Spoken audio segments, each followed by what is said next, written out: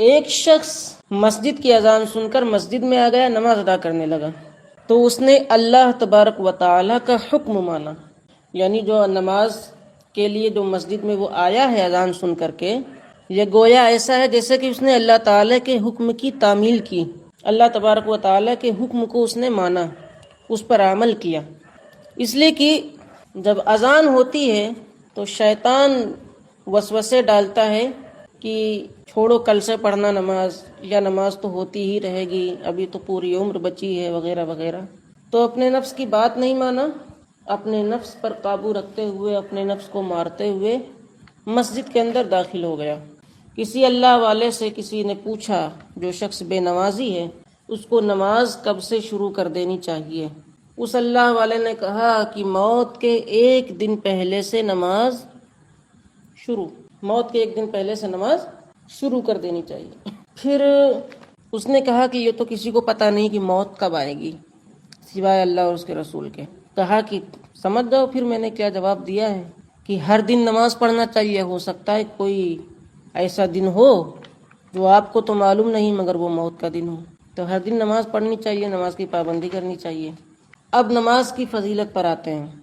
نماز ایک ایسی عبادت ہے جو انسانوں کے پڑھنے سے پہلے فرشتوں نے پڑھی، یعنی یہ جو رکوع اور سجدہ ہے، تو رکوع کسی ایک فرشتے کا عمل رہا ہے، سجدہ کسی ایک فرشتے کا عمل رہا ہے، اور قیام یہ کسی ایک فرشتے کا عمل رہا ہے۔ اللہ تبارک و تعالی نے اس ادا کو بہت پسند فرمایا تو اسے نماز کا نام دے دیا، اور اس عمل کو اللہ تبارک و تعالی نے 5 وقت کے لیے فرض کر دیا۔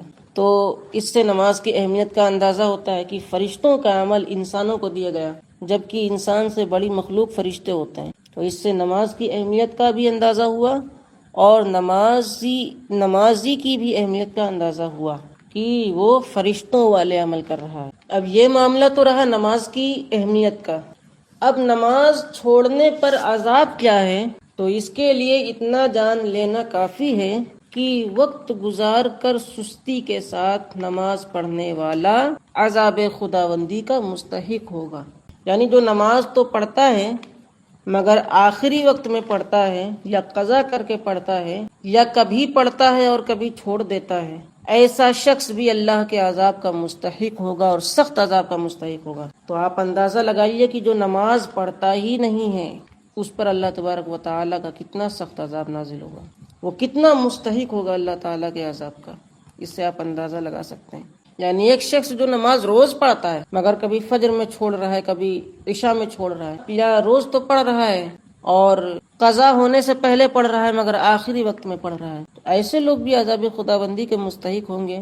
تو جو نماز پڑھتا ہی نہیں ہے، اس کو قضا کی بھی فکر نہیں ہوتی کہ میں نے قضا کر دی ہے نماز تو اب اس قضا کو ہی ادا کر لیں، تو قضا بھی نہیں پڑھتے، تو ایسے لوگوں کو سوچنا چاہیے کہ ہم کتنا عذاب خداوندی کے مستحق ہوں گے۔ نبی کریم صلی اللہ تعالی وسلم نے فرمایا، بے نمازی لوگ وہاں کھڑے کیے جائیں گے جہاں بڑے بڑے دشمنان خدا و رسول کھڑے ہوں گے۔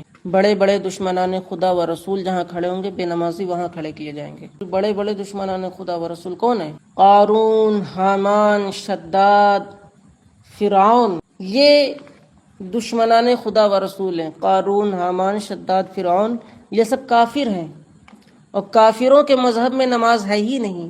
اور مسلمان، بے نمازی مسلمان، اس کو ان کافروں کے بیچ میں کھڑا کر دیا جائے گا، اور جو کہ صرف کافر نہیں ہیں بلکہ دشمنان خدا و رسول ہیں، اور بہت بڑے بڑے دشمنان خدا و رسول ہیں، یہ ان کے بیچ میں بے نمازیوں کو کھڑا کر دیا جائے گا۔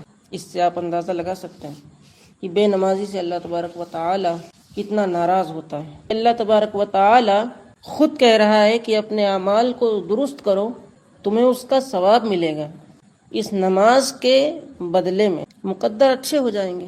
تو آپ نیند سے جاگو گے نماز کے لیے، اللہ تبارک و تعالی اس نماز کی برکت سے، اسی طریقے سے جس طرح کہ آپ نماز کے لیے جاگے ہو، اسی طرح آپ کے مقدر کو بھی وہ جگا دے گا، آپ کی قسمت کو اچھی کر دے گا۔ تو آپ نماز فجر کے لیے جاگو گے، اللہ تعالیٰ اپنے فضل و کرم سے اسی طرح آپ کے سوئے ہوئے مقدر کو بھی جگا دے گا۔ اللہ کی طرف سے آیا ہوا میسج کیا ہے؟ وہ قرآن اور حدیث ہے۔ قرآن اور حدیث کے ذریعے ہم تک اللہ تعالیٰ نے اپنے میسج کو پہنچایا ہے۔ فون کے میسج کو بڑی غور اور فکر کے ساتھ دیکھتے ہیں کہ دیکھیں کس نے کیا بھیجا، کوئی ضروری بات تو نہیں ہے۔ اور اللہ تبارک و تعالیٰ نے جو قرآن و حدیث کے ذریعے ہم تک میسج بھیجا ہے اس کو ہم دیکھتے ہیں، سنتے ہیں، مگر نظر انداز کر دیتے ہیں۔ مال و دولت سے ایسی محبت ہے، جہاں سے مال ملنے کی امید ہوتی ہے وہاں جانے میں ہم دیر نہیں کرتے، مگر جہاں سے ثواب ملنے کا موقع ہو اس جگہ بھول سے بھی نہیں جاتے۔ جہاں سے ثواب ملنے کا موقع ہو وہاں پر بھولے سے بھی نہیں جاتے۔ تو جس طریقے سے ہم دنیا کے اندر اس جگہ پر جاتے ہیں جہاں سے ہمیں کوئی فائدہ ہے اور وہ فائدہ دنیاوی فائدہ ہے، اسی طریقے سے ہمیں اخروی فائدے کے لیے ثواب کمانے کی بھی فکر کرنی چاہیے اور حرص رکھنی چاہیے۔ ایسی جگہوں پر جانا چاہیے جہاں جانے سے ثواب ملتا ہے۔ اب شروع میں نے تمہید جو پیش کی تھی اس تمہید پر ہم آتے ہیں۔ شروع میں جو تمہید پیش کی تھی، نبی کریم صلی اللہ تعالیٰ علیہ وسلم کی حدیث پاک کا مفہوم ہے جو ایمان کی تعریف بنتی ہے۔ مفہوم کیا ہے؟ مومن وہ ہے جو اللہ تبارک و تعالی اور اس کے رسول کے حکم پر اپنی جان و مال سب کچھ نچھاور کر دے اور تمام لوگوں سے زیادہ اس کے دل میں اللہ و رسول کی محبت کا چراغ روشن ہو، یعنی ہر ایک محبت پر اللہ و رسول کی محبت غالب آ جائے، یہ شخص مومن ہوتا ہے۔ اسی سے آپ اندازہ لگائیے کہ اللہ و رسول کے حکم پر جان و مال نچھاور کرنے والا مومن ہے، ایمان والا ہے، تو جو جان و مال نچھاور کرے وہ ایمان والا ہے، اور جو شخص جان و مال تو بہت دور کی بات وہ نماز ہی نہ پڑھے تو وہ کیسا مومن ہے؟ اس کا ایمان مکمل نہیں ہے، اس کا ایمان مکمل نہیں ہے۔ جبکہ یہاں کیا کہا جا رہا ہے؟ جان و مال نچھاور کر دے اللہ و رسول کے حکم پر۔ اللہ کا حکم ہے 5 وقت کی نماز پڑھو، مگر وہ نماز نہیں پڑھ رہا ہے، جبکہ ہونا کیا چاہیے تھا؟ کتنی بھی بڑی مصیبت کیوں نہ آ جائے نماز کو قضا نہ کرے۔ یہ ہوتا ہے اپنے نفس پر قابو کرنا اور اللہ رسول کی اتباع کرنا۔ اور جن کے یہاں 7 سال تک کے بچے ہیں، خدا کے واسطے بچوں کو مارا نہ کریں۔ نبی کریم صلی اللہ تعالی علیہ وسلم نے منع کیا ہے۔ نبی رحمت علیہ الصلوۃ والتسلیم نے فرمایا کہ 7 سال کے بچے کو ہاتھ نہ مارو، تھپڑ نہ مارو۔ اب لوگ سوال کریں گے کہ مولانا شرارت کرتا ہے، کسی کے گھر پہ پتھر مار کے آ جاتا ہے، برتن توڑ دیتا ہے، تو کیا نہ ماریں؟ جی ہاں، نہ مارو۔ ارے بھائی، آپ مسلمان ہیں یا نہیں؟ اگر مسلمان ہیں تو نبی کریم صلی اللہ تعالی علیہ وسلم کے قول پر عمل کرو۔ جب نبی کے قول پر عمل کرو گے تو انشاءاللہ تبارک و تعالی حالات سدھر جائیں گے۔ تو 7 سال کے بچے کو تھپڑ نہ ماریں۔ 7 سال کے بچے کو جب آپ تھپڑ مارتے ہیں تو پیدائشی طور پر اللہ تبارک و تعالی نے اس بچے کے اندر جو صلاحیتیں رکھی ہوتی ہیں وہ ختم ہو جاتی ہیں، تو ساری صلاحیتیں گر جاتی ہیں صرف ایک تھپڑ مارنے کی وجہ سے۔ اب لوگ سوال کریں گے کہ اگر نہ ماریں تو پھر شرارتیں کیسے روکیں ہم؟ اس کا کیا حل ہے؟ تو شرارتیں روکنے کے 50 طریقے ہیں، صرف ایک طریقہ ہی نہیں ہے کہ مارا جائے، بلکہ 50 طریقے ہیں شرارتیں روکنے کے۔ بجائے مارنے کے وہ 50 طریقے سوچئے۔ مثلا ہر روز آپ جیب خرچی دیتے، اس دن نہ دیں کہ آج تم کو ہم پیسے نہیں دیں گے اس لیے کہ تم نے بدتمیزی کی ہے، اور اس کے سامنے اس کے دوسرے بھائی کو دیں کہ دیکھو میں ان کو دوں گا، تم کو نہیں دوں گا کیونکہ تم نے آج بدتمیزی کی ہے۔ دوسرا حل یہ ہے کہ 2 دن تک کے لیے بچے سے بات کرنا چھوڑ دیں، اس کی کسی بات کا جواب بھی نہ دیں۔ تو جب بچہ یہ دیکھے گا کہ والدہ جواب نہیں دے رہی ہیں، والد جواب نہیں دے رہے ہیں، بات ہی نہیں سن رہے ہیں، تو اس کا نتیجہ یہ ہوگا کہ پھر وہ بچہ اپنی اس غلطی سے ایسی توبہ کرے گا کہ بوڑھا ہو جائے گا مگر وہ غلطی نہیں کرے گا، بوڑھا ہو جائے گا مگر وہ اس غلطی کو دوبارہ نہیں دہرائے گا۔ اور 7 سال سے 15 سال تک کا بچہ وزیر ہوتا ہے، وزیر سے مشورے کیے جاتے ہیں۔ اگر وہ کہیں غلطی کرے تو اس کو آگاہ کریں کہ نہیں، یہ مشورہ درست نہیں ہے۔ 7 سال سے 15 سال کی عمر تک اس بچے سے مشورہ لیتے رہیں گے تو یقین جانیے وہ خود اعتمادی کے ساتھ آگے بڑھے گا، اچھی رائے قائم کرنے کے لیے دماغ لگائے گا۔ اور 15 سال سے آگے کی عمر کا جو بچہ ہے وہ ہے غلام۔ اب جب آپ نے 7 سال تک مارا نہ ہو، 7 سال سے لے کے 15 سال تک مشورے لیے ہو، تو پھر جوان جب وہ ہوگا بچہ تو وہ غلام ہوگا، اور پھر وہ آپ کی ہر بات پر لبیک کہے گا۔ یہ دنیا کی زندگی کھیل اور تماشا ہے۔ اسلام اپنے ماننے والوں کو سنجیدہ رہنے کی تعلیم دیتا ہے اور ایک سنجیدہ زندگی گزارنے کی تعلیم دیتا ہے۔ اسی وجہ سے کہا گیا کہ زیادہ مت ہنسو، کیونکہ زیادہ ہنسنا دل کو مردہ کر دیتا ہے، اور زیادہ ہنسنا یہ غیر سنجیدہ ہونے کی علامت ہے۔ آخرت کے مقابلے میں یہ دنیا مذاق کے سوا کچھ نہیں ہے۔ آخرت سنجیدہ ہے اور دنیا غیر سنجیدہ ہے۔ آخرت نفع بخش ہے تو دنیا غیر نفع بخش ہے، اور بے وقوف ہی ہوگا وہ آدمی جو سنجیدگی کو چھوڑ کر کے مذاق کی طرف مائل ہو اور نفع بخش چیز کو چھوڑ کر کے غیر نفع بخش چیز کی طرف متوجہ ہو۔ دنیاوی زندگی کے بعد موت ہے، آخرت کی زندگی کے بعد موت نہیں ہے بلکہ ہمیشہ ہمیش کی حیات ہے۔ تو سمجھداری کس میں ہے کہ آخرت کو دنیا پر ترجیح دیا جائے، نہ کہ دنیا کو آخرت پر۔ کبھی اکیلے میں بیٹھ کر اللہ تبارک و تعالیٰ کا ذکر کر لیا کرو، اس سے قلب کی اصلاح ہوتی ہے۔ اسی ذکر کے وقت میں سے کچھ وقت محاسبے کے لیے نکال لو، جس میں اپنے نفس سے اس طرح باتیں کرو: اے نفس، ایک دن دنیا سے جانا ہے، موت بھی آنی ہے، اس وقت یہ سب مال و دولت یہیں رہ جائے گا، بیوی بچے سب تجھے چھوڑ دیں گے، اور اللہ تبارک و تعالیٰ سے واسطہ پڑے گا۔ اگر تیرے پاس نیک اعمال زیادہ ہوئے تو بخشا جائے گا، اور اگر گناہ زیادہ ہوئے تو جہنم کا عذاب بھگتنا پڑے گا جو برداشت کے قابل نہیں ہے۔ اس لیے تو اپنے انجام کو سوچ اور آخرت کے لیے کچھ سامان کر۔ عمر بڑی قیمتی دولت ہے، اس کو فضول رائے گا مت برباد کر۔ مرنے کے بعد تو یہ تمنا کرے گا کہ کاش میں کچھ نیک اعمال کر لوں جس سے مغفرت ہو جائے، مگر اس وقت تجھے یہ حسرت مفید نہ ہوگی۔ تو سمجھداری اسی میں ہے کہ اس زندگی کو جو اللہ تبارک و تعالیٰ نے ہمیں عطا کی ہے، اسے ہم قیمتی سمجھیں، اسے ہم غنیمت سمجھیں، اور اسے غنیمت سمجھ کر اپنی مغفرت کا سامان کر لیں۔ آخرت کی زندگی دنیا کے مقابلے میں کئی گنا زیادہ ہے۔ نبی کریم صلی اللہ تعالی علیہ وسلم کی حدیث ہے، آپ فرماتے ہیں اللہ تبارک و تعالی کی نظر میں دنیا کی ایک مچھر کے پر کے برابر بھی قیمت ہوتی تو اللہ تبارک و تعالی کافر کو ایک گھونٹ پانی بھی نہ دیتا۔ اب اس سے آپ اندازہ لگائیے کہ دنیا کی کیا حقیقت ہے۔ یہاں ہم پیدا ہوتے ہیں، بچپن گزارتے ہیں، لڑکپن گزارتے ہیں، جوانی گزارتے ہیں، بڑھاپا آتا ہے، پھر ہم مر جاتے ہیں۔ اس سے زیادہ تو کچھ نہیں۔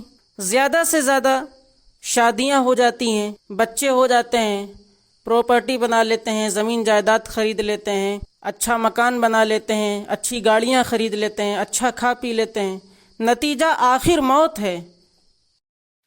مشکات شریف میں ہے کہ سرکار دو عالم صلی اللہ تعالی علیہ وسلم ارشاد فرماتے ہیں، جب لوہے کو پانی لگ جائے تو اس میں زنگ لگ جاتا ہے، اسی طرح لوگوں کے دل میں بھی زنگ لگ جاتا ہے۔ سرکار دو عالم صلی اللہ تعالی علیہ وسلم سے صحابہ کرام نے عرض کیا، یا حبیبی یا رسول اللہ، اس کی صفائی کس طرح ہو سکتی ہے؟ اس کی صفائی کا طریقہ کیا ہے؟ تو سرکار دو عالم صلی اللہ تعالی علیہ وسلم ارشاد فرماتے ہیں، موت کو یاد کرنے سے اور تلاوت قرآن سے دلوں کا زنگ دور ہو جاتا ہے، کیونکہ تلاوت قرآن سے دل میں روشنی پیدا ہوتی ہے۔ دعا ہے کہ اللہ تبارک و تعالی اپنے حبیب کے صدقے طفیل تلاوت قرآن کی توفیق عطا فرمائے، آمین۔ نبی کریم صلی اللہ تعالی علیہ وسلم ذی الحجہ سن 10 ہجری کے اندر 300 مسلمانوں کے قافلے کے ساتھ حج کی ادائیگی کے لیے مدینہ سے روانہ ہوئے اور مکہ پہنچ کر حج کا فریضہ ادا کیا۔ اسی سال یعنی سن 10 ہجری ہی کے اندر سود کی حرمت کا حکم نازل ہوا، اور آپ نے اپنے اس آخری حج کے موقع پر ایک خطبہ بھی دیا، جس خطبے کے اندر یہ تاریخی اعلان کیا گیا۔ وہ اعلان کیا ہے؟ اے اہل قریش، جاہلیت کا غرور اور نسب کا فخر اللہ تبارک و تعالی نے مٹا دیا ہے، یعنی اب کوئی بھی اپنی جہالت پر غرور نہ کریں، اپنی جہالت کی بنیاد پر بنائے ہوئے قوانین پر غرور اور تکبر نہ کریں، اور نسب کا فخر اللہ تبارک و تعالی نے مٹا دیا ہے، یعنی کوئی بھی یہ فخر نہ کرے کہ وہ بڑے باپ کا بیٹا ہے، وہ بڑے گھرانے کا ہے، وہ بڑی دولت اپنے پاس رکھتا ہے، اس کا بھی فخر نہ کرے۔ اللہ تبارک و تعالی نے ان دونوں چیزوں کو مٹا دیا ہے۔ تمام انسان آدم علیہ السلام کی اولاد ہیں، اور آدم علیہ السلام مٹی سے بنائے گئے تھے۔ اس کے بعد آپ صلی اللہ تعالی علیہ وسلم نے آگے فرمایا، لوگوں، تمہارا رب ایک ہے اور تمہارا باپ ایک ہے۔ نہ کسی عربی کو عجمی پر فضیلت ہے، نہ گورے کو کالے پر، اور نہ کالے کو گورے پر۔ گورے اور کالے سب برابر ہیں۔ اگر کوئی عزت والا آدمی ہے کہ اس کی عزت کی جائے، اس کی تعظیم کی جائے، تو عزت والا وہی ہے، تعظیم والا وہی ہے جو شریعت اسلامیہ پر عمل کرتا ہو اور چھوٹے بڑے گناہوں سے خود کو محفوظ رکھتا ہو۔ اور آگے آپ نے فرمایا، جو خود کھاؤ وہی اپنے غلاموں کو کھلاؤ، جو خود پہنو وہی انہیں پہناؤ۔ عورتوں کے تم پر اور تمہارے عورتوں پر حقوق ہیں۔ مرد عورت کا حق ادا کرے اور عورت اپنے مرد کا حق ادا کرے۔ مرد اپنی عورت کی عزت کرے اور عورت اپنے مرد کی عزت کرے، اور قرآن و حدیث کے مطابق اللہ تبارک و تعالی اور نبی کریم صلی اللہ تعالی علیہ وسلم کے حکم پر عمل کرو۔ جو جس عزت کے لائق ہے اس کو وہی عزت دو، جو جس تعظیم کے لائق ہے اس کو وہی تعظیم دو، اس سے بڑھ کر اس کو تعظیم نہ دو۔ اور مذہب میں غلو کرنے کی وجہ سے تم سے پچھلی قوم ہلاک و برباد ہو گئی۔ اگر تم سے پچھلی جو قومیں تھیں وہ غلو نہ کرتی، اللہ اور اس کے رسول کے حکم سے آگے نہ بڑھتی، تو یقیناً وہ ہلاک نہ ہوتی۔ حضور اقدس صلی اللہ تعالی علیہ وسلم کے والدین کریمین رضی اللہ تعالی عنہما کا ایمان۔ حضور اقدس صلی اللہ تعالی علیہ وسلم کے والدین کریمین رضی اللہ تعالی عنہما کے بارے میں علماء کا اختلاف ہے کہ وہ دونوں مومن ہیں یا نہیں۔ بعض علماء ان دونوں کو مومن نہیں مانتے، اور بعض علماء نے اس مسئلے میں توقف کیا اور فرمایا کہ ان دونوں کو مومن یا کافر کہنے سے زبان کو روکنا چاہیے اور اس کا علم خدا عز و جل کے سپرد کر دینا چاہیے۔ مگر اہل سنت کے علماء محققین، مثلا امام جلال الدین سیوطی، علامہ ابن حجر حیتمی، امام قرطبی، حافظ شمس الدین دمشقی، قاضی ابو بکر ابن العربی مالکی، شیخ عبد الحق محدث دہلوی، مولانا عبد الحق مہاجر مدنی وغیرہ رحمہم اللہ تعالی کا یہی عقیدہ اور قول ہے کہ حضور صلی اللہ تعالی علیہ وسلم کے والدین یقیناً بلا شبہ مومن ہیں۔ چنانچہ اس بارے میں حضرت شیخ عبد الحق محدث دہلوی رحمۃ اللہ تعالی علیہ کا ارشاد ہے کہ حضور صلی اللہ تعالی علیہ وسلم کے والدین رضی اللہ تعالی عنہما کو مومن نہ ماننا یہ علماء متقدمین کا مسلک ہے، لیکن علماء متاخرین نے تحقیق کے ساتھ اس مسئلے کو ثابت کیا ہے کہ نبی کریم صلی اللہ تعالی علیہ وسلم کے والدین رضی اللہ تعالی عنہما بلکہ حضور صلی اللہ تعالی علیہ وسلم کے تمام آباء و اجداد حضرت آدم علیہ السلام تک سب کے سب مومن ہیں۔ مسلم شریف میں یہ حدیث ہے، حدیث نمبر 2733، نبی کریم صلی اللہ تعالی علیہ وسلم نے فرمایا کہ جب کوئی مسلمان آدمی اپنے مسلمان بھائی کے لیے اس کی غیر موجودگی میں خیر کی دعا کرتا ہے تو فرشتہ اللہ تبارک و تعالی سے عرض کرتا ہے، اے رب العالمین، یہ شخص جو اپنے بھائی کے لیے خیر مانگ رہا ہے اسی خیر کو اس بندے کے لیے بھی عطا کر۔ مسلم شریف میں یہ حدیث ہے، حدیث نمبر 2733، نبی کریم صلی اللہ تعالی علیہ وسلم نے فرمایا کہ جب کوئی مسلمان آدمی اپنے مسلمان بھائی کے لیے اس کی غیر موجودگی میں خیر کی دعا کرتا ہے تو فرشتہ اللہ تبارک و تعالی سے عرض کرتا ہے، اے رب العالمین، یہ شخص جو اپنے بھائی کے لیے خیر مانگ رہا ہے اسی خیر کو اس بندے کے لیے بھی عطا کر۔ اور اللہ تبارک و تعالی نے ہمیں ایک اصول بتایا ہے، وہ اصول کیا ہے؟ ان تجتنبوا کبائر ما تنہون عنہ نکفر عنکم سیئاتکم وندخلکم مدخلا کریما۔ اے میرے بندو، اگر تم بڑے گناہوں سے بچو گے، کبیرہ گناہوں سے بچو گے تو چھوٹے چھوٹے گناہوں کو تو میں یوں ہی معاف کر دوں گا۔ وندخلکم مدخلا کریما، اور عزت والی جگہ جنت کے اندر ہم تم کو داخل کر دیں گے۔ کبیرہ گناہ سے مراد کیا ہے؟ گناہ کبیرہ کی مشہور 3 قسمیں ہیں۔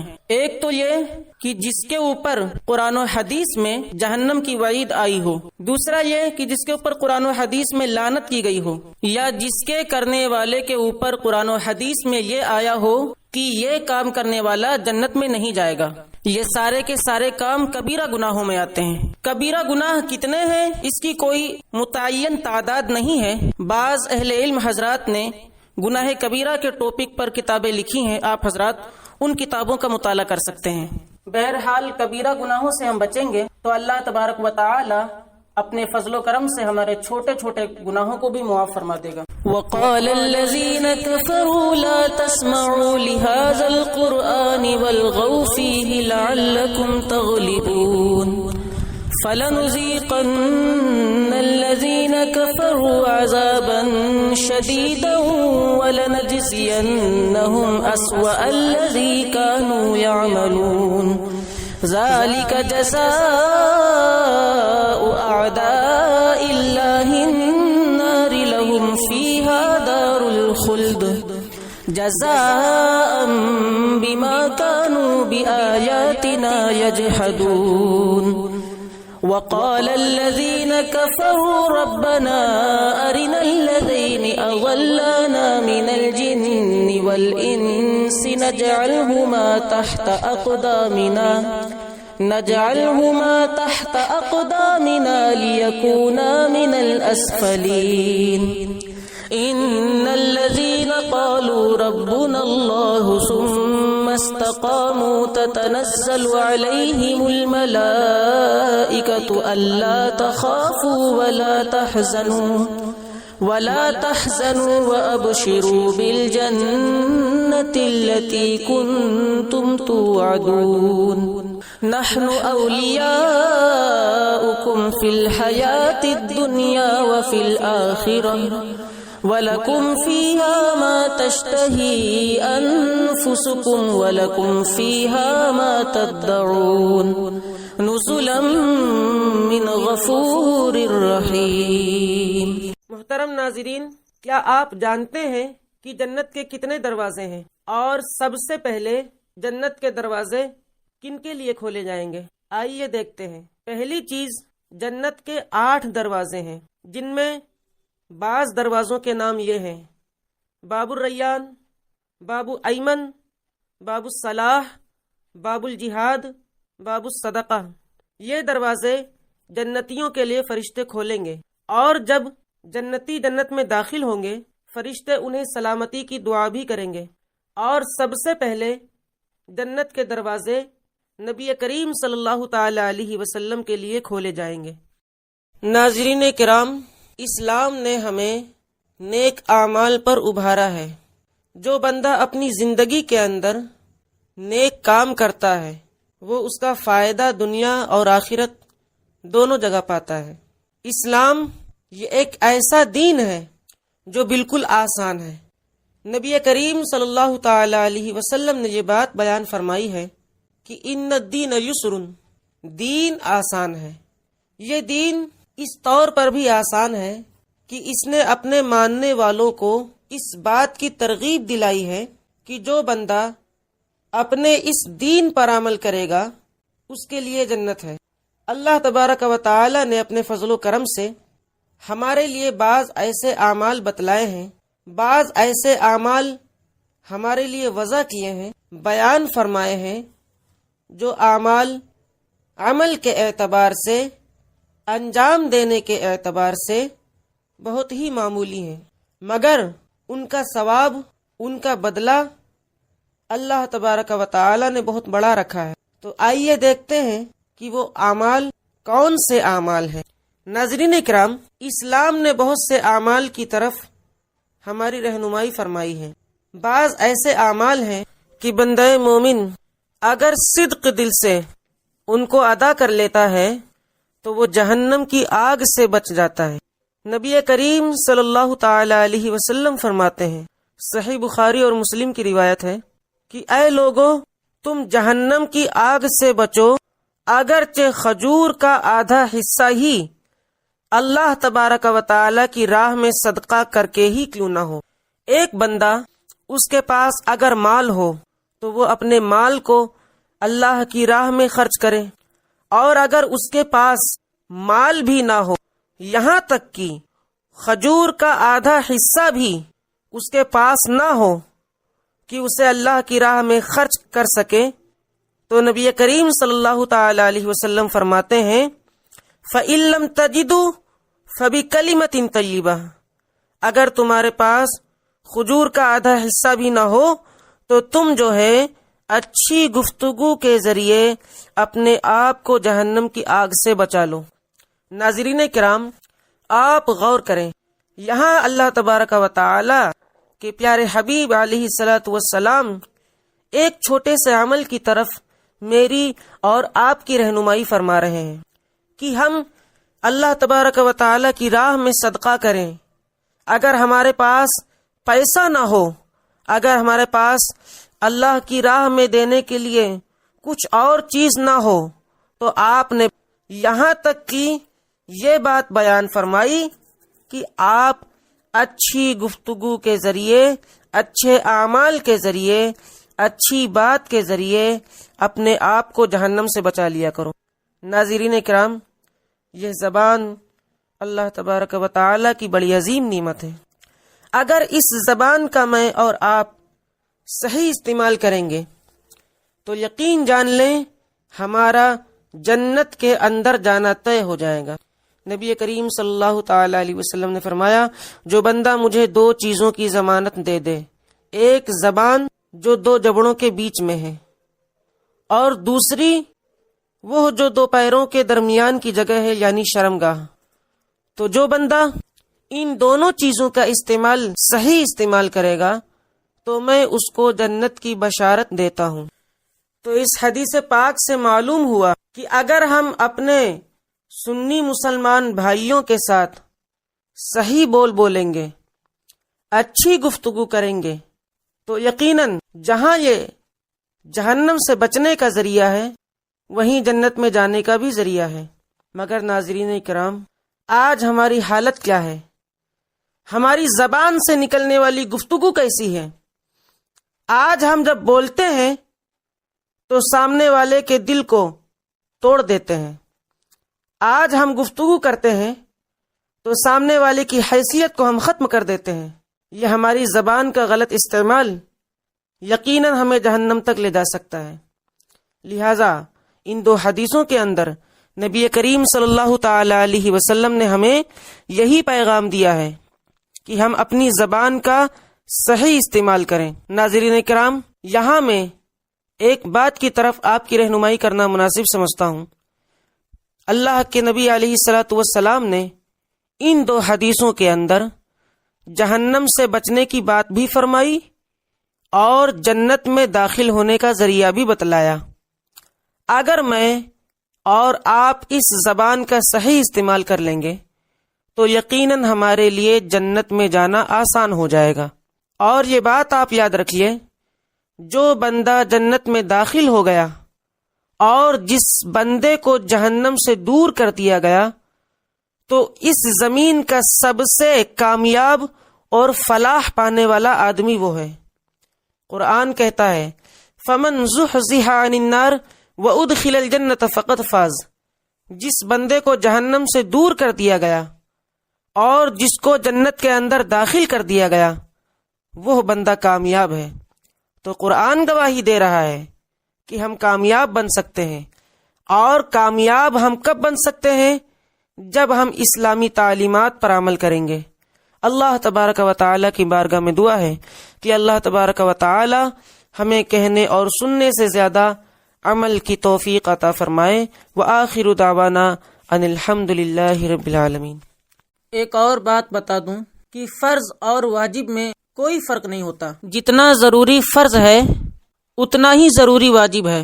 اب آپ کے ذہن میں ایک سوال آئے گا کہ وتر کی نماز واجب ہے اور عشاء کی نماز فرض ہے۔ اس فرق کو ایسے سمجھیں کہ عشاء کی نماز چھوڑنے پر جتنا گناہ ملنے والا ہے اتنا ہی گناہ وتر چھوڑنے پر ملنے والا ہے۔ فرق یہاں پر ہے کہ جو آدمی یہ کہے کہ میں عشاء کی نماز کو نہیں مانتا، یعنی فرض کا انکار کر دے، تو وہ اسلام سے خارج ہو جاتا ہے، کافر ہو جاتا ہے۔ اور اگر یہ کہے کہ میں وتر کو نہیں مانتا تو اسے کافر نہیں کہیں گے۔ تو ماننے پر مسلمان رہتا ہے، نہ ماننے پر کافر ہو جاتا ہے فرض کے تعلق سے، اور واجب کے تعلق سے کافر نہیں ہوتا، واجب کے تعلق سے کافر نہیں کہا جاتا۔ یہ فرق ہے، لیکن عملی طور پر ضروری ہونے میں کوئی فرق نہیں ہے۔ جتنا ضروری فرض ہے اتنا ہی ضروری واجب ہے۔ روایت ہے کہ ایک روز اللہ تبارک و تعالی نے فرشتوں کے سامنے حضرت ابراہیم کی تعریف فرمائی۔ فرشتے سن کر دنگ ہو گئے اور عرض کی، اے باری تعالی، وہ تیرا بندہ کیسا ہے جس کی تو اس قدر تعریف فرماتا ہے؟ اگر حکم ہو تو ہم بھی تیرے محبوب کا جلوہ دیکھیں۔ حکم ہوا، جاؤ اور ہمارے محبوب کے سامنے ہمارا نام لینا، تم کو ہماری اور اس کی الفت کا حال کھل جائے گا۔ پس ملائکہ مقربین فوراً بشکل انسان حضرت ابراہیم علیہ السلام کے پاس آئے۔ اس وقت آپ اپنی بھیڑ بکریوں کی سیر کر رہے تھے۔ کہتے ہیں کہ آپ کے یہاں بھیڑ بکریاں اس کثرت سے تھیں کہ 15,000 کتے ان کی نگہبانی میں رہتے تھے۔ 15,000 کتے ان کی نگہبانی میں رہتے تھے، اور ہر کتے کے گلے میں سونے کی زنجیر پڑی ہوئی تھی۔ فرشتوں نے حضرت ابراہیم علیہ السلام کے سامنے جا کر ایک پیاری ادا سے اللہ کہا۔ آپ اس نام کو سنتے ہی چونک پڑے اور شوق میں آ کر سب بھیڑ بکریاں نظر کی اور متحیر ہو کر فرمایا، تم کون لوگ ہو؟ ایک بار اسی پیارے نام کو تم لوگ اپنی زبان سے لو۔ فرشتوں نے کہا، اب کیا دو گے؟ فرمایا، مکان اور سب گھر سامان۔ کیا فرمایا؟ مکان اور سب گھر سامان۔ فرشتوں نے پھر دوسری بار اللہ اکبر کہا، پھر آپ تڑپ گئے اور بے ہوش ہو کر زمین پر گر گئے۔ تھوڑی دیر کے بعد ہوش ہوا تو آپ نے سب گھر کا سامان اور مکان ان کی نظر فرمایا اور فرمایا، ایک بار پھر اس پیارے نام کو لو۔ فرشتوں نے کہا، اب تمہارے پاس کیا رہا؟ تم فقیر ہو گئے، اب ہم کو کیا دو گے؟ فرمایا، تم جانتے ہو کہ اب ہمارے پاس کچھ نہیں رہا ہے تو ہم تمہارے غلام ہو جائیں گے۔ پھر فرشتوں نے تیسری بار اللہ کہا اور وہ عاشق باری تڑپ گیا، مچھلی کی مانند زمین پر تڑپ کر لوٹنے لگا۔ جب ہوش آیا تو کہا، ہم تمہارے غلام ہیں، جہاں چاہو جا کر بیچ لو۔ فرشتے اس عاشق باری کا مشاہدہ کر کے حیران ہو گئے اور عرض کی، اے ابراہیم، ہم فرشتے بھیجے ہوئے خداوند کریم کے ہیں، ہم تو صرف آپ کے دیدار فیض آثار سے مشرف ہونے کو آئے تھے۔ آپ کا سامان اور مکان آپ ہی کو مبارک ہو۔ ہر ایک سانس کی بے شک ہوا ضرورت ہے، ہر ایک سانس کی بے شک ہوا ضرورت ہے، مگر وہ ہوا درے نبی سے نہ آئے تو کیا ضرورت ہے۔ ہر ایک سانس کی بے شک ہوا ضرورت ہے، درے نبی سے نہ آئے تو کیا ضرورت ہے۔ اور درود پاک کی خوشبو، درود پاک کی خوشبو نہیں دہن میں اگر، درود پاک کی خوشبو، درود پاک کی خوشبو نہیں دہن میں اگر، تو پھر وجود میں دھڑکن بلا ضرورت ہے، تو پھر وجود میں دھڑکن بلا ضرورت ہے۔ درود پاک کی خوشبو نہیں دہن میں اگر، تو پھر وجود میں دھڑکن بلا ضرورت ہے۔ اور کسی گما کے لیے کم ہیں 30 پارے بھی، کسی گما کے لیے کم ہیں 30 پارے بھی، اور کسی یقین کی فقط والضحیٰ ضرورت ہے، کسی یقین کی فقط والضحیٰ ضرورت ہے۔ کسی گما کے لیے کم ہیں 30 پارے بھی، کسی گما کے لیے کم ہیں 30 پارے بھی، کسی یقین کی فقط والضحیٰ ضرورت ہے، کسی یقین کی فقط والضحیٰ ضرورت ہے۔ اور خدا اسی کا ہے، خدا اسی کا ہے جس کے حضور والا ہے، خدا اسی کا ہے جس کے حضور والا ہیں، حضور اس کے ہیں جس کی خدا ضرورت ہے، حضور اس کے ہیں جس کی خدا ضرورت ہے، حضور اس کے ہیں جس کی خدا ضرورت ہے۔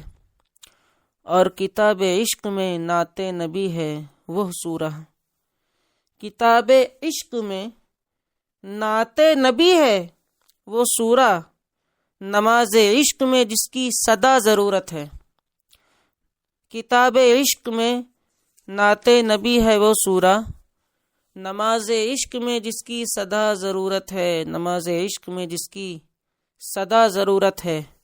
اور نعت میں یوں سنبھل رہا ہوں میں، جیسے رسی پہ چل رہا ہوں میں، نعت میں یوں سنبھل رہا ہوں میں، جیسے رسی پہ چل رہا ہوں میں۔ باندھا کرتے تھے پیٹ پر پتھر، جن کے ٹکڑوں پہ پل رہا ہوں میں، باندھا کرتے تھے پیٹ پر پتھر، جن کے ٹکڑوں پہ پل رہا ہوں میں۔ اور ذکر نالین مصطفیٰ کے لیے اپنے قد سے نکل رہا ہوں میں، خاک طیبہ کو چومنا ہے مجھے، ہونٹ دل سے بدل رہا ہوں میں۔ جس کو سرکار مدینہ سے سروکار نہیں، جس کو سرکار مدینہ سے سروکار نہیں، اس کی بخشش کے تو کعبے میں بھی آثار نہیں، جس کو سرکار مدینہ سے سروکار نہیں، اس کی بخشش کے تو کعبے میں بھی آثار نہیں۔ اور کون پھر مالک و مختار بنے گا اس کا، کون پھر مالک و مختار بنے گا اس کا، جو سمجھتا ہے نبی مالک و مختار نہیں، جو سمجھتا ہے نبی مالک و مختار نہیں۔ چاند نے ٹوٹ کے پیغام دیا سورج کو، چاند نے ٹوٹ کے پیغام دیا سورج کو، تم چمکتی ہوئی انگلی سے چمکدار نہیں، تم چمکتی ہوئی انگلی سے چمکدار نہیں۔ چاند نے ٹوٹ کے پیغام دیا سورج کو، تم چمکتی ہوئی انگلی سے چمکدار نہیں۔ کیسے سمجھاؤں مدینے کے دکانداروں کو، کیسے سمجھاؤں مدینے کے دکانداروں کو، کیسے سمجھاؤں مدینے کے دکانداروں کو، میں یہاں بکنے کو آیا ہوں خریدار نہیں، میں یہاں بکنے کو آیا ہوں خریدار نہیں۔ کیسے سمجھاؤں مدینے کے دکانداروں کو، کیسے سمجھاؤں مدینے کے دکانداروں کو، میں یہاں بکنے کو آیا ہوں خریدار نہیں، میں یہاں بکنے کو آیا ہوں خریدار نہیں۔ جس کو سرکار مدینہ سے سروکار نہیں، اس کی بخشش کے تو کعبے میں بھی آثار نہیں۔ کون پھر مالک و مختار بنے گا اس کا، کون پھر مالک و مختار بنے گا اس کا، جو سمجھتا ہے نبی مالک و مختار نہیں، جو سمجھتا ہے نبی مالک و مختار نہیں۔ کیا ہی زبردست اشعار ہیں، سماعت فرمائیں کہ تمہاری امت میں ہم ہوئے ہیں، تمہاری امت میں ہم ہوئے ہیں، ہماری بے شک نجات ہوگی۔ امت سے مراد سنی صحیح العقیدہ ہیں، جی سنی صحیح العقیدہ، انہی کے بارے میں کہا جا رہا ہے کہ بے شک نجات ہوگی. تمہاری امت میں ہم ہوئے ہیں، ہماری بے شک نجات ہوگی. تم ہی وہ دولہا ہو ساتھ جس کے تمام امت برات ہوگی. تم ہی وہ دولہا ہو ساتھ جس کے تمام امت برات ہوگی. تمہاری امت میں ہم ہوئے ہیں، ہماری بے شک نجات ہوگی. تم ہی وہ دولہا ہو ساتھ جس کے تمام امت برات ہوگی. شفیع روز جزا تم ہی ہو، تمہارے منہ سے نجات ہوگی. شفیع روز جزا تم ہی ہو، تمہارے منہ سے نجات ہوگی. جو تم کرو گے وہ کام ہوگا، جو تم کہو گے وہ بات ہوگی. جو تم کرو گے وہ کام ہوگا، جو تم کہو گے وہ بات ہوگی. اور لحد پہ میری کرم سے اپنے ذرا مدینے کے چاند آنا. لحد پہ میری کرم سے اپنے ذرا مدینے کے چاند آنا. کہ چاندنی ہو تمہارے دم سے اندھیری مدفن میں رات ہوگی. اندھیری مدفن میں رات ہوگی. ظاہر سی بات ہے قبر کے اندر رات ہوتی ہے، دن میں بھی رات ہی رہے گی قبر کے اندر، اور رات میں تو رہے گی ہی رہے گی، کیونکہ قبر بند رہتی ہے چاروں طرف سے، اس میں روشنی نہیں جاتی ہے، تو وہ اندھیری قبر رہے گی. اور جو بخشوائے گا عاصیوں کو وہ کون ہوگا؟ تم ہی تو ہوگے. جو بخشوائے گا عاصیوں کو وہ کون ہوگا؟ تم ہی تو ہوگے. جو کام آئے گی روز محشر وہ ایک تمہاری ہی ذات ہوگی. جو کام آئے گی روز محشر وہ ایک تمہاری ہی ذات ہوگی. اس شعر پر مجھے ایک فارسی کا شعر یاد آ گیا کہ بعد از خدا بزرگ تو ہی قصہ مختصر. بعد از خدا بزرگ تو ہی قصہ مختصر. یہ مختصر قصہ یہی ہے. حضور صلی اللہ تعالی علیہ وسلم کی تمام تعریف اس کا نچوڑ یہی ہے کہ اللہ کے بعد جو کچھ بھی ہے نبی کریم صلی اللہ تعالی علیہ وسلم ہے، بس یہیں پر بات ختم. تو یہ قصہ مختصر ہے. بعد از خدا بزرگ تو ہی قصہ مختصر. تمام تعریفیں یہیں ختم ہو جاتی ہیں. آخری شعر دیکھیں. یہی نجومی پکارتے تھے، یہی کتابوں میں مندرج تھا کہ عہد اسلام احمدی میں شکست لات و منات ہوگی. کہ عہد اسلام احمدی میں شکست لات و منات ہوگی. لات و منات کا مطلب بت کی پوجا کرنے والے اور ان کے بت، ان کو ماننے والے. لات سے مراد بت ہے اور منات سے مراد کیا ہے؟ بتوں کی پوجا کرنے والے. کیا کہہ رہے ہیں؟ کہ عہد اسلام احمدی میں شکست لات منات ہوگی، یعنی ان لوگوں کی ہار ہے. بتوں کی پوجا کرنے والوں کی بھی ہار ہے اور بتوں کی بھی ہار ہے. ہے رشک قمر چہرہ زیبائے محمد، ہے رشک قمر چہرہ زیبائے محمد. پھر کیوں نہ ہر ایک دل سے ہو شیدائے محمد. پھر کیوں نہ ہر ایک دل سے ہو شیدائے محمد. اور منہ چوم لیا کرتے ہیں آ کر کے فرشتے. منہ چوم لیا کرتے ہیں آ کر کے فرشتے. پڑھتا ہوں میں جب شوق سے اسمائے محمد. پڑھتا ہوں میں جب شوق سے اسمائے محمد. منہ چوم لیا کرتے ہیں آ کر کے فرشتے. پڑھتا ہوں میں جب شوق سے اسمائے محمد. ہے عشق جنہیں سید ابرار کا صادق، صادق یعنی سچا. ہے عشق جنہیں سید ابرار کا صادق. مر کر بھی وہ مرتے نہیں شیدائے محمد. مر کر بھی وہ مرتے نہیں شیدائے محمد. بالائے فلک شور، بالائے فلک شور یہی تھا شب معراج. لو قدسیوں تعظیم کرو آئے محمد. لو قدسیوں، بڑے زبردست اشعار ہیں یہ. بالائے فلک شور یہی تھا شب معراج. لو قدسیوں تعظیم کرو آئے محمد. لو قدسیوں تعظیم کرو آئے محمد. اس کے بعد اب یہاں پر ایک فارسی کا لفظ آ رہا ہے. یہ استادہ لفظ ہے. استادہ یہ اسم مفعول سے ہے. اس کا معنی ہوتا ہے وہ لوگ جو حالت ایسی حالت میں ہے کہ وہ کھڑے ہیں، تو ان کے لیے یہ لفظ آیا۔ استادہ ہو صف باندھ کے یہ جائے ادب ہے۔ استادہ ہو یعنی کھڑے ہو جاؤ صف باندھ کر، استادہ ہو صف باندھ کے یہ جائے ادب ہے یعنی ادب کی جگہ ہے۔ یہ حضور صلی اللہ تعالی علیہ وسلم کا روضہ مدینہ شریف یہ ادب کی جگہ ہے، تو یہاں صف باندھ کر کھڑے رہو۔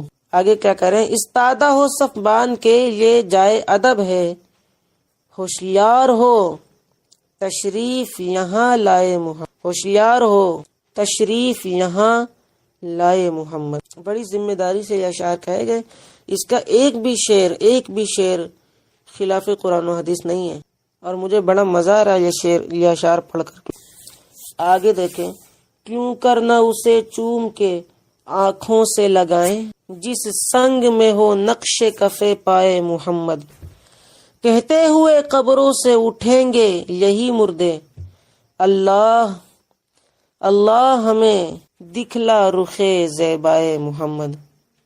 آخری شعر، کیوں اتنا پریشان ہے اس درجہ ہے غمگین، گوہر تیری امداد کو وہ آئے محمد، گوہر تیری امداد کو وہ آئے محمد، گوہر تیری امداد کو۔ سامنے سیرت مصطفیٰ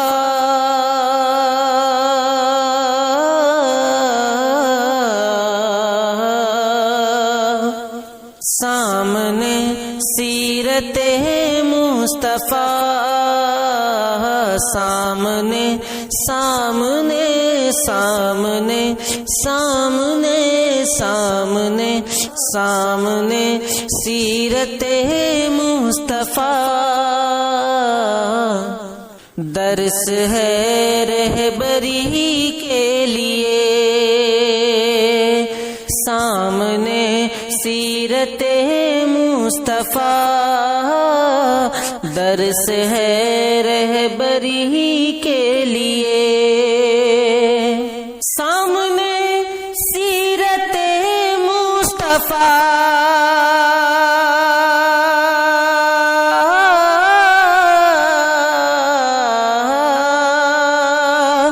سامنے سیرت مصطفیٰ، درس ہے رہبری کے لیے، پھر ہمیں اور کیا چاہیے، پھر ہمیں اور کیا چاہیے، دوستو زندگی کے لیے، پھر ہمیں اور کیا چاہیے، دوستو زندگی کے لیے، پھر ہمیں اور کیا چاہیے، دوستو زندگی کے لیے۔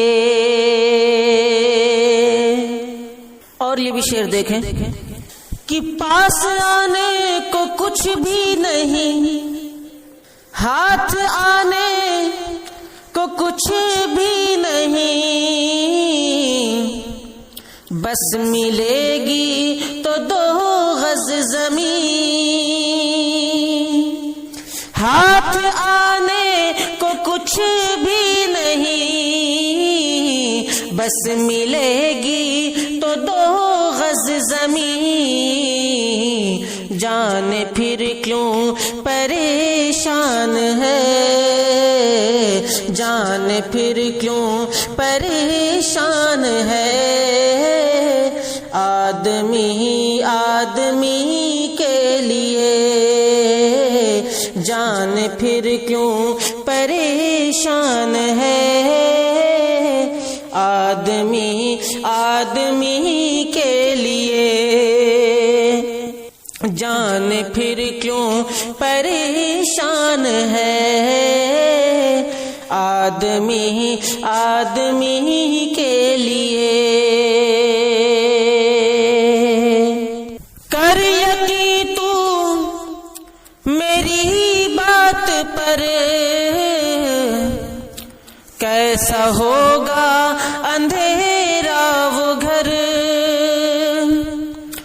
کر یقین تو میری بات پر کیسا ہوگا اندھیرا وہ گھر، آ ہی جائیں گے خیر البشر، آ ہی جائیں گے خیر البشر، آ ہی جائیں گے خیر البشر، قبر میں روشنی کے لیے